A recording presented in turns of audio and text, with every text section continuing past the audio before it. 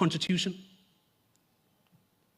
or go to Paris, where all the other French colonies and British colonies have gone.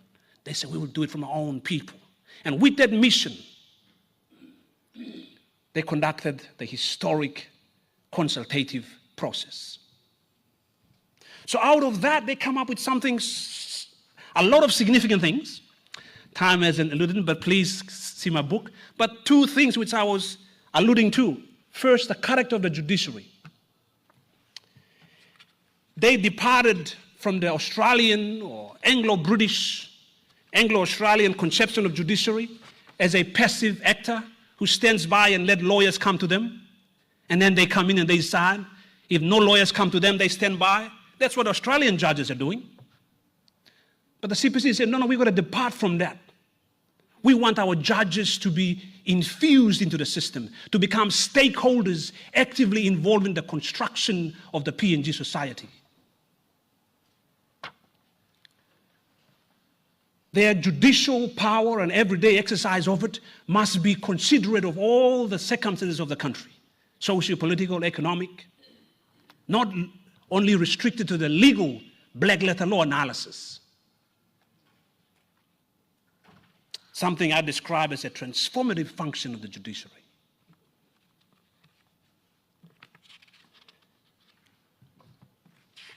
Now, they didn't say only just by the words of it. They went further, and there are 12 provisions in the Constitution that entrench that idea. But even before that, they declare the judges to be leaders, not just judges, instruments of the justice system. All the other judges in the Pacific, Australia, New Zealand, they are seen as instruments of the justice system. Whereas PNG, the CPC, was very intentional. And I was glad Dr. Momes in his passing comments said that Ratu Mara thought the national goals and directive principles were strange. You see, those were challenges that they faced, but the CPC believed in the ingenuity, in the innovative mind that they have before them. The course from the consultation, they had a special mission. The Fijians didn't have such a broad consultation to realize the importance of the national goals and directive principles. So while they define judges as just judges, PNG defined them as leaders. That's why you have the leadership code. They are part of that. Now, what does the leader mean in a Melanesian society? You've got to take the contextual interpretation like Judge Virgin Arakobi told us this morning. What does a leader mean? In the Melanesian society, leader means an all-encompassing function of a person to which everyone looked upon for guidance and direction and solution. Not to be secluded in their bents, away from the society, bystanderism, as some scholars have called it, just on the side waiting for courts to come. They have to be part of the creation, development of the society. So there are 12 functions that consolidate that. I will only touch two of them quickly. Time is catching up. Section 57. There's a presentation coming up. Go to that presentation. The voluntary powers of the court to enforce human rights. No other constitution in this region have it. Australia, New Zealand. If it was in Australia, it would be a constitutional crisis. And I'm a student of Australian constitutional law. I teach that thing as well at the university down there. They couldn't believe it. The professors at ANU couldn't believe it. Australian National University couldn't believe that we have a section 23. Section 57. Where judges can just pick up a phone or summon the police minister. Why is it that this is happening? You cannot go there. There will be a constitutional crisis. Our thinkers say we have to depart. Give judges their power. Section 23. Supreme Court judge can summon the speaker to convey sitting. And they have done that last year. Society is going to break down. You are attacking parliamentary supremacy, they will say, in other countries. In PNG, we wave it with such pride. So what does that mean for our judges, for our judiciary? They're not the black letter law judges. They're a transformative. Time's catching up. I'll leave the other 10 functions for you to have a read. Now, Judge William Prentice in 1976 looks at all those 12 functions and say, PNG judiciary is crazy. He used the word frightening.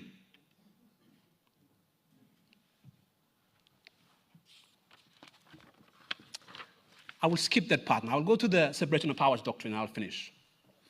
So what does all of that mean?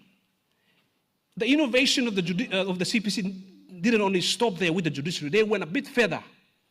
Because they tailor-made the function of the judiciary, they also tailor-made, in my interpretation, the whole doctrine of separation of power. Because they created something else. 32 independent constitutional bodies, CLRC, Ombudsman, Public Prosecutor, with a clear mandate that those institutions are not subject to any authority. That's clearly spelled out in no uncertain terms. Which simply means that they do not fall under any three arms of government.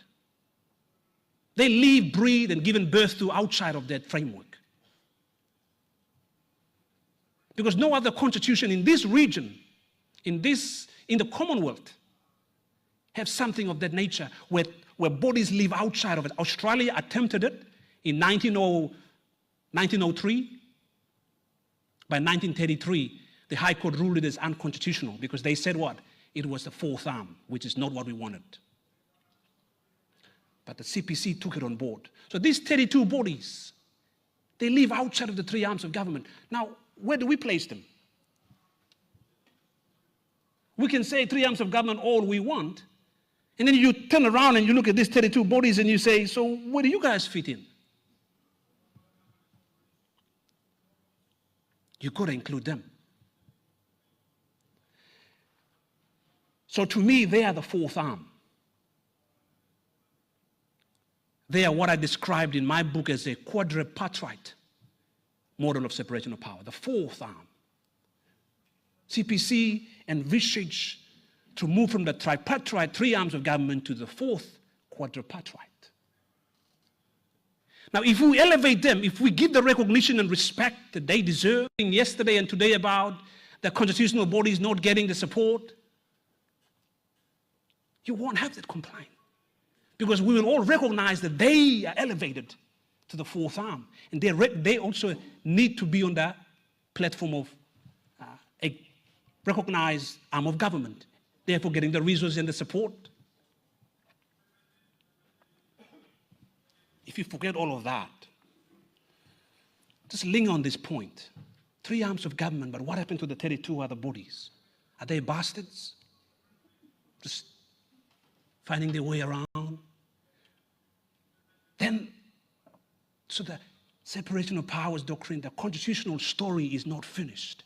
We haven't fully appreciated the innovative framework in our Constitution. Next time, when we think about Section 99, think about the 332 bodies that are bastardized in it. So, are we a quadripartite system? That's my challenge to you. My book argues that yes, we are. My book argues that the judiciary is a transformative function. And I'd love to leave that with you. In your profession, in your lawyering, in your judicial work or any other work, think about it. Someone challenged us yesterday, I think John did in his book. He said, we're not just here to loud-hailer the Australian or the New Zealand or the British systems. Let's look deep within and unveil, find the reality of who we are. This is part of the story. Identify that the CPC created one of the most unique constitutional framework.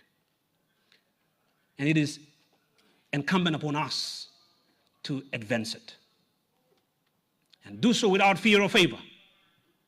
And do so even if it means unsettling the Australian counterparts, the British counterpart, Because that's what CPC started. When they say, we will not draft a constitution based on the prefabricated ideas of Canberra, or in Marlborough House, in London, or in Paris. Thank you. Please, get a book. Thank you. Thank you, Dr. Balkama, for that insightful discussion, driving home the message that the judiciary is the last hope of, last bastion of hope and a lighthouse in our democracy, especially when all hope is almost lost. That will now bring me to our next presenter,